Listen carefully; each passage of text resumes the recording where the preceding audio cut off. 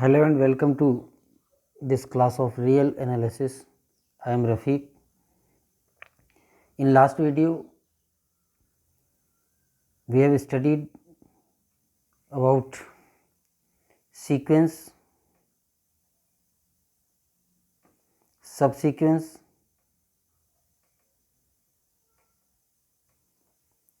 types of sequence. Sequence क्या होता है वो हमने देखा ही था कि अनंत संख्याएं एक क्रम में लिख दी जाएं तो वो अनुक्रम हो जाता है।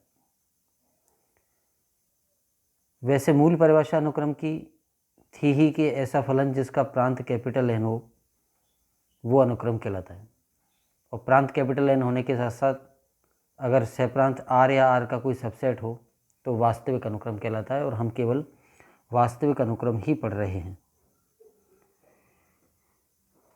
अनुक्रम की परिभाषा के बाद हमने अनुक्रम के प्रकार पढ़े थे। प्रकारों में यह था कि अगर अनुक्रम के पद बढ़ते जा रहे हैं या बराबर रह रहे हैं लेकिन घटते नहीं हैं तो वो एकदिष्ट वर्धमान अनुक्रम कहलाता है, अर्थात हर पद से उसका अगला पद बड़ा या बराबर हो। और अगर हर पद से अगला पद बड़ा ही हो तो निरंतर वर्धमान अनुक्रम कहलाता है। अगर प्रत्येक पद से अगला पद छोटा या बराबर हो तो एकदिष्ट ह्रासमान या मोनोटोनिकली डिक्रीजिंग सीक्वेंस कहलाता है, और अगर हर पद से अगला पद छोटा ही हो तो स्ट्रिक्टली डिक्रीजिंग सीक्वेंस कहलाता है। ये फर्स्ट तो हो जाएगा मोनोटोनिकली इंक्रीजिंग सीक्वेंस, ये स्ट्रिक्टली इंक्रीजिंग सीक्वेंस, ये मोनोटोनिकली डिक्रीजिंग सीक्वेंस, और ये strictly decreasing sequence. Monotonically increasing and strictly increasing दोनों को हम मोनोटोनिकली इंक्रीजिंग कह सकते हैं, और strictly decreasing and monotonically decreasing दोनों को हम स्ट्रिक्टली डिक्रीजिंग कह सकते हैं। इसके बाद हमने बाउंडनेस के आधार पर सीक्वेंस के टाइप्स पढ़े थे। अगर से कोई सीक्वेंस ऐसा है जिसके सारे पद किसी अचर धनात्मक संख्या k1 से छोटे या बराबर हैं, for all n belong to capital N, तो ये k1 तो कहलाता है इस सीक्वेंस का अपर बाउंड, और ये सीक्वेंस कहलाती है अपर बाउंडेड। सिमिलरली अगर सीक्वेंस के सारे पद किसी कांस्टेंट नंबर k2 से बड़े या बराबर हों तो ये k2 तो कहलाता है सीक्वेंस का लोअर बाउंड, और सीक्वेंस कहलाता है लोअर बाउंडेड। अगर किसी सीक्वेंस के अपर बाउंड्स विद्यमान हैं तो वो अपर बाउंडेड सीक्वेंस कहलाता है, और किसी सीक्वेंस के लोअर बाउंड्स विद्यमान हैं तो वो लोअर बाउंडेड कहलाता है। अपर बाउंड्स अगर विद्यमान होते हैं तो फिर अनंत होते हैं, लेकिन उन अनंत अपर बाउंड्स में से सबसे छोटा अपर बाउंड यानी लीस्ट अपर बाउंड वो सुप्रीमम कहलाता है, उच्चक। और लोअर बाउंड्स अगर हैं किसी अनुक्रम के तो अनंत होते हैं। उन अनंत लोअर बाउंड्स में से सबसे बड़ा लोअर बाउंड यानी ग्रेटेस्ट लोअर बाउंड वो इन्फीमम कहलाता है या निम्नक।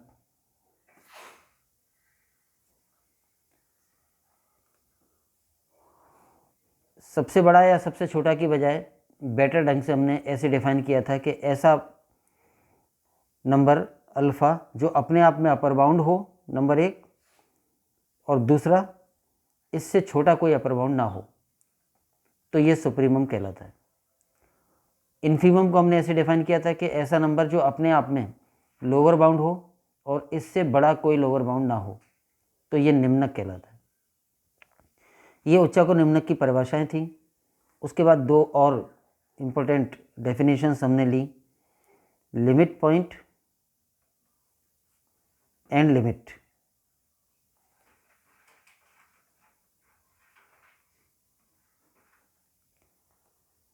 सीमा बिंदु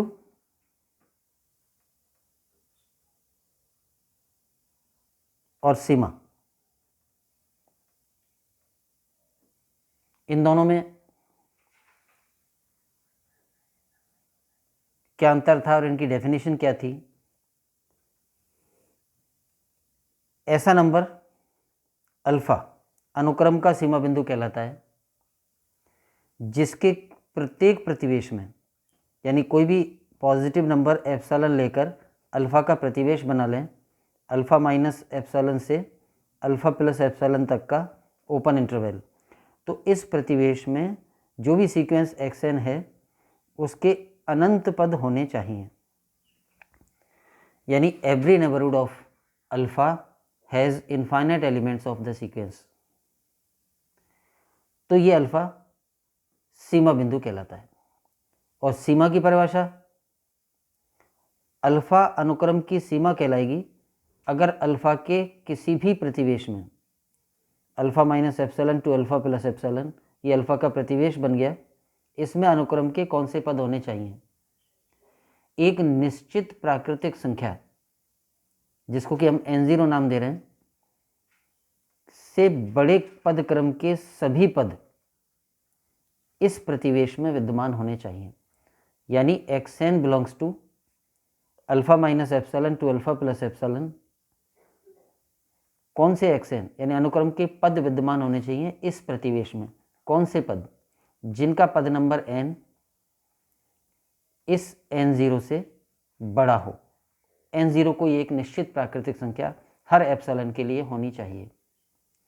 इसका मतलब है कि इस प्रतिवेश में n0 वें पद के बाद के लगातार सारे पद होंगे वो अनंत ही, लेकिन एक निश्चित प्राकृतिक संख्या के बाद के सारे पद इस प्रतिवेश में विद्यमान होने चाहिए। उदाहरण के लिए अगर किसी एप्सिलॉन के लिए n0 का मान 10 आ जाता है तो इसका मतलब यह है कि 10वें पद के बाद के सभी पद यानी 11वां पद, 12वां पद अप टू इन्फिनिटी लगातार सारे पद इस प्रतिवेश में विद्यमान होने चाहिए।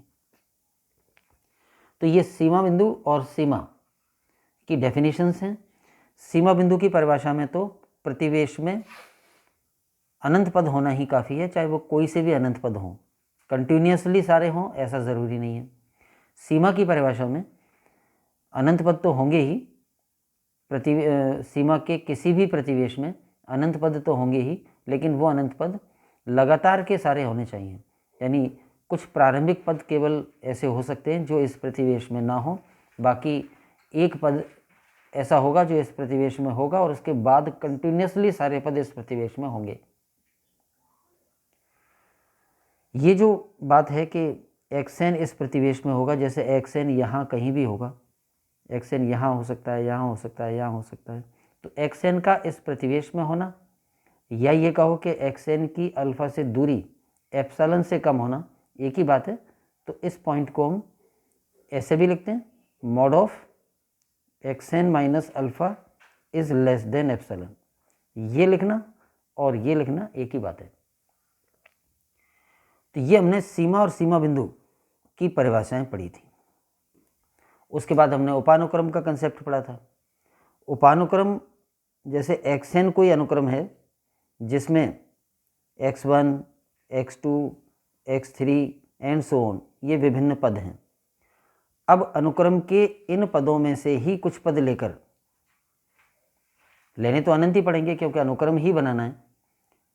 ऐसा अनुक्रम जिसके पद इसी में से लिए गए हों वो इसका उपानुक्रम कहलाएगा।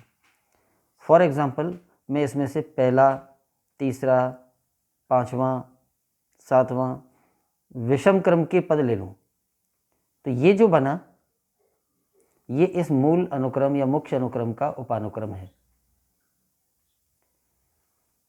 या इसमें से मैं पहला, 11वां, 21वां, 31वां, 41वां पद लेकर, इस प्रकार के पद लेकर ये एक अनुक्रम बन जाएगा।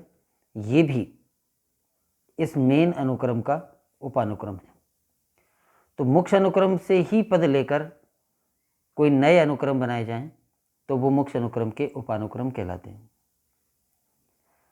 अब मुख्य अनुक्रम में जितने पद हैं उनमें से कौन कौन से पद उपानुक्रम में लेने हैं, वो पद नंबर, जैसे ये वाला जो अनुक्रम बनाया है इसमें हमने पहला, तीसरा, पाँचवा, सातवां ये पद लिए हैं, तो ये पद क्रमों से भी एक अनुक्रम बन जाता है। पहला, तीसरा, पाँचवा, सातवां एंड सो ऑन, ये वाले पद लेने हैं तो ये उपानुक्रम हो जाएगा और ये नेचुरल नंबर्स का स्ट्रिक्टली इंक्रीजिंग सीक्वेंस हो जाएगा, प्राकृतिक संख्याओं का निरंतर वर्धमान अनुक्रम। ये वाला उपानुक्रम बनाने के लिए पद नंबर कौन से लिए हैं? पहला 11वां, 21वां, 31वां, 41वां। तो 1, 11, 21, 31, 41 एंड सो ऑन। ये प्राकृतिक संख्याओं का निरंतर वर्धमान अनुक्रम है। यानी जब हमें उपानुक्रम बनाना होता है तो कौन कौन से पद लेने हैं? वो पद क्रम भी एक अनुक्रम बनाते हैं जो प्राकृतिक संख्याओं का होता है और निरंतर वर्धमान होता है। हमने जब उपानुक्रम को डिफाइन किया तो इस प्राकृतिक संख्याओं के निरंतर वर्धमान अनुक्रम को डिनोट किया Vn से, और Vn अगर प्राकृतिक संख्याओं का निरंतर वर्धमान अनुक्रम है तो XVn ये उपानुक्रम हो जाएगा, और XVn के पद होंगे XV1, XV2, XV3 and so on. V1 कोई प्राकृतिक संख्या होगी, जैसे अगर इस उपानुक्रम की इस उपानुक्रम से तुलना करें तो V1 का मान 1 है, V2 11 है, V3 21 है एंड सो ऑन। तो ये उपानुक्रम का कंसेप्ट था। उपानुक्रम को डिनोट ऐसे करते हैं, एक प्राकृतिक संख्याओं का निरंतर वर्धमान अनुक्रम लेकर ऐसे डिनोट करते हैं, और भावार्थ सिंपली ये है कि मुख्य अनुक्रम के पदों में से ही पद लेकर बनाया हुआ कोई भी अनुक्रम उस मुख्य अनुक्रम का उपानुक्रम कहलाता है। और ये उपानुक्रम की परिभाषा हमने पहले भी पढ़ ली थी और उसको सिस्टमेटिकली लिख भी लिया था। उपानुक्रम यदि xn कोई अनुक्रम है तथा Vn प्राकृतिक संख्याओं का निरंतर वर्धमान अनुक्रम है, तब XVn जो अनुक्रम है, जो कि ऐसे बनता है XV1, XV2, XV3, ये उपानुक्रम कहलाता है। उदाहरण भी लिया था, अगर xn बराबर 1/n वाला अनुक्रम ले लें और Vn जो प्राकृतिक संख्याओं का निरंतर वर्धमान अनुक्रम है वो ले लें सीक्वेंस n², यानी प्राकृतिक संख्याओं के वर्गों का अनुक्रम, तो XVn क्या बनेगा? XVn में पहले तो n बराबर 1, 2, 3, 4, 5 रखते जाएं तो XV1, V2 ये आएंगे, और फिर V1 की जगह V1 का मान रख दें 1, V2 की जगह V2 का मान V3 एंड सो ऑन। तो X1 का मतलब 1, X4 का मतलब 1, XN अनुक्रम का चौथा पद यानी ये एंड सो ऑन। तो हमने मुख्य अनुक्रम के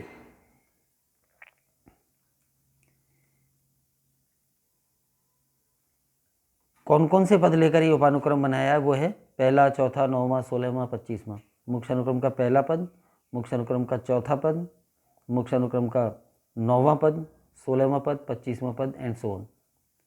तो ये पद क्रम यानी 1, 4, 9, 16 वो प्राकृतिक संख्याओं का निरंतर वर्धमान अनुक्रम बन जाएगा। तो ये उपानुक्रम की बात थी। यहाँ तक तो हमने वही सब रिपीट किया है जो पिछले वीडियोस में भी डिटेल में पढ़ लिया था। अब हम आए सीक्वेंस और सबसीक्वेंस की थ्योरम्स पर। तो पहली थ्योरम जो हम उपानुक्रम की प्रूव करने जा रहे हैं वो ये है, अभिसारी अनुक्रम की सीमा अद्वितीय होती है। यानी अगर कोई सीक्वेंस कन्वर्जेंट है तो एक ही संख्या उसकी सीमा हो सकती है, एक से अधिक सीमाएं नहीं होती हैं। जैसे सीक्वेंस xn कन्वर्जेंट है। अब कन्वर्जेंट है तो कन्वर्जेंट की परिभाषा क्या होती है? हमने पढ़ा था कि ऐसा अनुक्रम जिसकी सीमा विद्यमान हो वो अभिसारी होता है, यानी जिसकी सीमा एक रियल नंबर हो वो अभिसारी होता है। डाइवर्जेंट भी पढ़ा था। डाइवर्जेंट का मतलब क्या होता है? ऐसा अनुक्रम जिसके पद कंटिन्यूसली बढ़ते चले जाएं अप टू इन्फिनिटी, यानी जिसमें हर बड़ी से बड़ी संख्या से भी बड़ा पद मौजूद हो, वो डाइवर्जेंट टू इन्फिनिटी होता है। और ऐसा अनुक्रम जिसमें पद घटते चले जाएं अप टू माइनस इन्फिनिटी, यानी जिसमें हर छोटी से छोटी संख्या से भी छोटा पद मौजूद हो, वो डाइवर्जिंग टू माइनस इन्फिनिटी कहलाता है। और जो इस सीक्वेंस कन्वर्जेंट भी नहीं है और डाइवर्जेंट भी नहीं है, उनको हम दोलायमान या ऑसिलेटिंग सीक्वेंस कहते हैं। तो ये हमने कन्वर्जेंट, डाइवर्जेंट और ऑसिलेटिंग इस तरह से भी अनुक्रम के प्रकार पढ़े थे। अब हम इस पे आ रहे हैं इस थ्योरम पर कि एक अनुक्रम है जो कन्वर्जेंट है। अगर ये कन्वर्जेंट है तो कन्वर्जेंट की परिभाषा के अनुसार इसकी कोई ना कोई सीमा तो होगी ही, क्योंकि जब सीमा होगी तभी वो कन्वर्जेंट कहलाता है। तो मान लें कि इसकी लिमिट L है, जो कि एक रियल नंबर होगा। अब अभिसारी दे रखा है तो सीमा होगी ही। प्रूव हमें यह करना है कि सीमा एक से अधिक नहीं हो सकती। तो हम यूनिकनेस जब भी प्रूव करते हैं, अद्वितीयता जब भी प्रूव करते हैं, तो अपना तरीका होता है कि जिस चीज़ को अद्वितीय प्रूव करना है वो दो मान लो दो हैं, और फिर सिद्ध हो जाए कि वो जो दो मानी थी वो बराबर हैं, तो प्रूव हो जाता है कि वो अद्वितीय है। जैसे यहाँ पर हमें सीमा अद्वितीय प्रूव करनी है, इसका मतलब अगर इस अनुक्रम की सीमा L है तो बस L ही होगी।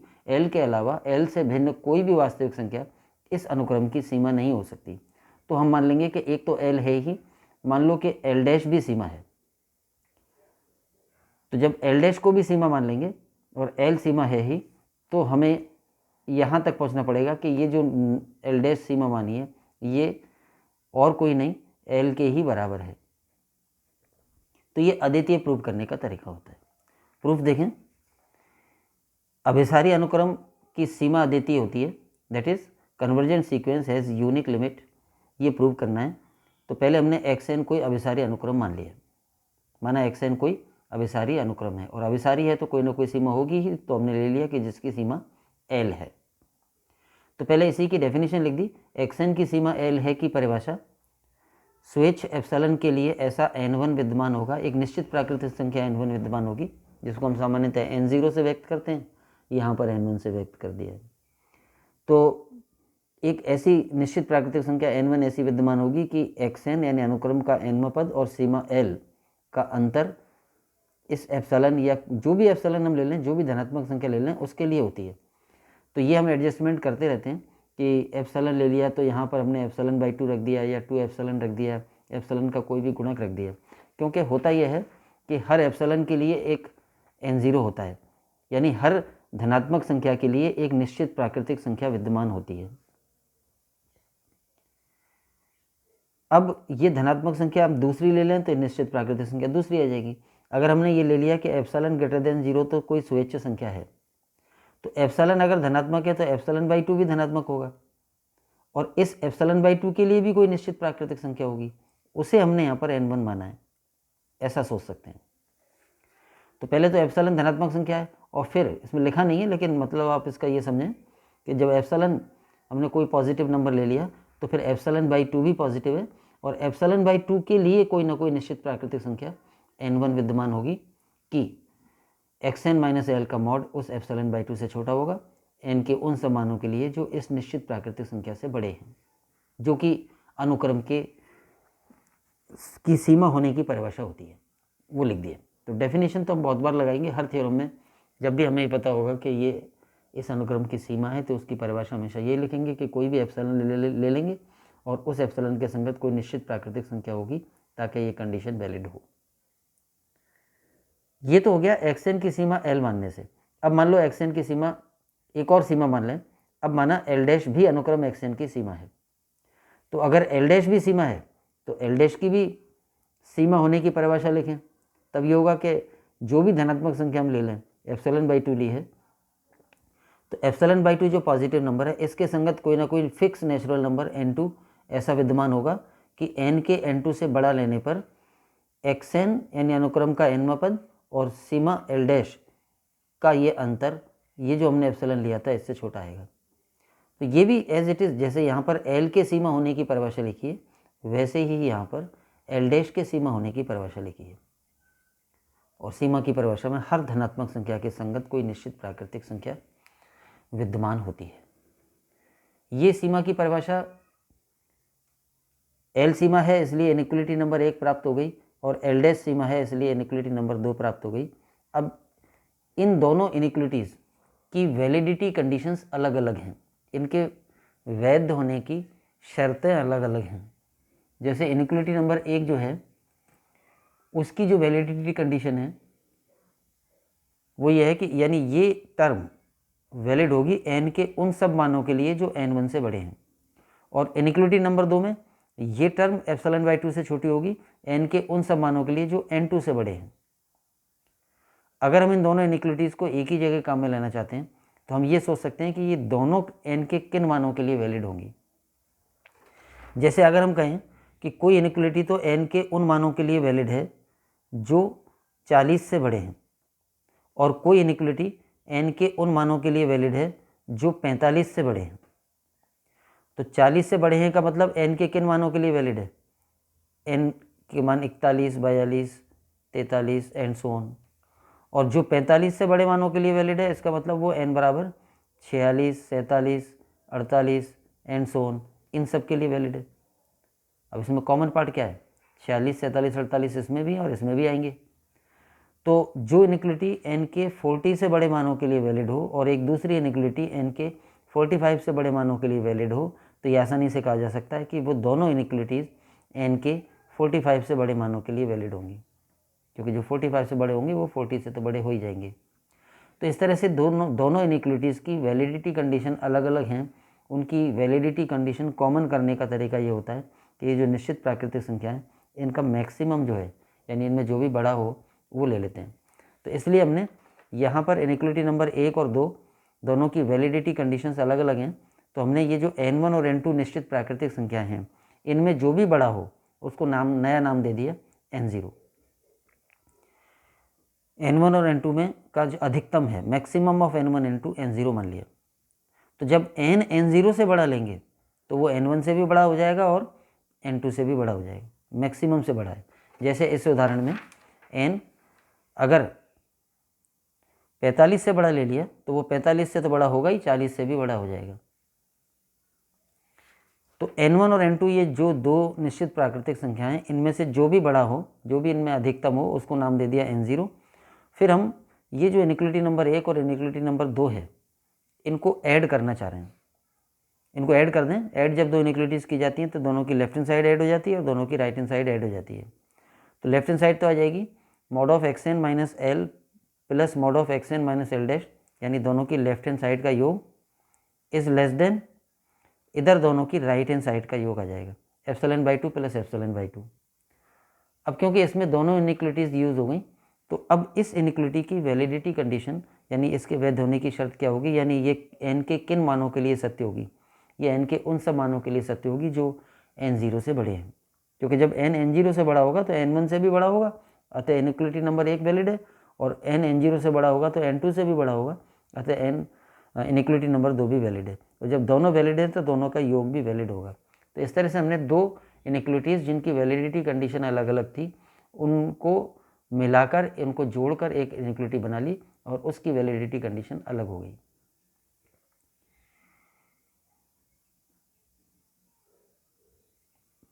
अब ये जो आ गया, इसमें हम मॉड के गुणधर्म का उपयोग कर रहे हैं कि ये दो अलग अलग संख्याओं के मॉड्स का योग है, उसको एक ही मॉड में लिख दिया तो ये टर्म इससे छोटी या बराबर हो जाएगी। यहाँ पर मॉड का ये वाला गुणधर्म का मैं लिया है जो कि हमने प्रूव भी किया था कि a माइनस बी का मॉड कम या बराबर होता है mod a plus mod b से। तो अगर हमारे पास दो संख्याओं के अलग अलग मॉड का योग है, उसकी बजाय हम उन दोनों संख्याओं को एक ही मॉड में लिख दें, चाहे माइनस में लिख दें चाहे प्लस में लिख दें, तो ये पद पिछले पद से छोटा या बराबर हो जाता है। और जब ये लेफ्ट हैंड साइड एप्सिलॉन से छोटी है तो ये और भी छोटी होगी, तो इसकी जगह ये रख दिया। इनइक्वलिटीज़ की कैलकुलेशन में हम ये करते हैं कि जो पद छोटा है उसकी जगह उसके इक्वल मान रख सकते हैं या उससे भी छोटा मान रख सकते हैं, तो वो वैलिड होगा। क्योंकि जब यही टर्म एप्सिलॉन से छोटी है तो ये तो और भी छोटी या बराबर होगी। जब इनको एक ही मॉड में ले लिया डिफरेंस के साथ, तो इसमें xn कैंसिल हो जाएंगे और ये टर्म हो जाएगी l डैश माइनस एल। तो l डैश माइनस एल का मॉड एप्सिलॉन से छोटा आ गया। अब इसका अर्थ लें, इसका क्या मतलब है? l डैश माइनस एल का मॉड एप्सिलॉन से छोटा है और एप्सिलॉन क्या है? स्वेच्छ धनात्मक संख्या। इसका मतलब यह है कि एप्सिलॉन का मान हम जितना भी ले लेते ये मॉड उससे छोटा आ जाएगा। जैसे एप्सिलॉन का मान 1 ले लेते ऊपर, तो यहाँ प्रूव हो चुका होता कि this mod is less than 1। Epsilon का मान अगर हम